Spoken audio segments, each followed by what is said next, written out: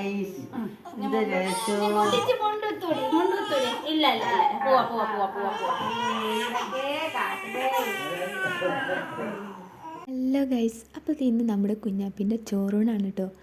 അപ്പോൾ എല്ലാവരും റെഡി ആയത് അമ്പലത്തേക്ക് പോകാൻ വേണ്ടി നിൽക്കുകയാണ്. അപ്പോൾ കുഞ്ഞാപ്പിനെ ഒരുക്കുന്ന വീഡിയോ ആണ് കേട്ടോ നിങ്ങൾ ആദ്യം കണ്ടത്.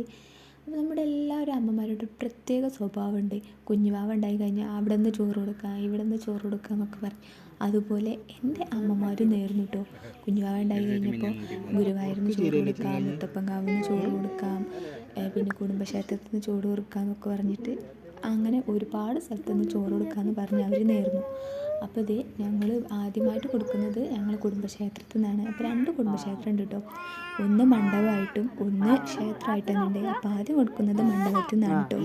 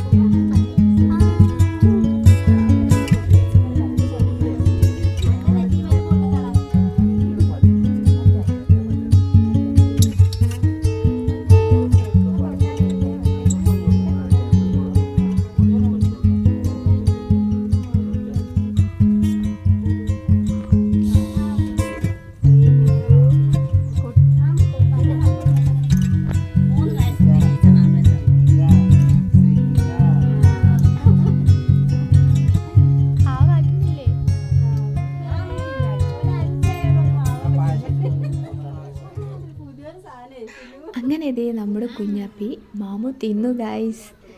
അപ്പോൾ ഇത് എരിവും പുളിയും ഉപ്പും എല്ലാം ചേർന്നതുകൊണ്ടാണെന്ന് തോന്നുന്നു അവർക്ക് കുറച്ച് കഴിഞ്ഞപ്പോഴേക്ക് ആകപ്പാടെ എന്താ നമ്മൾ മതിയായെന്ന് പറയില്ല,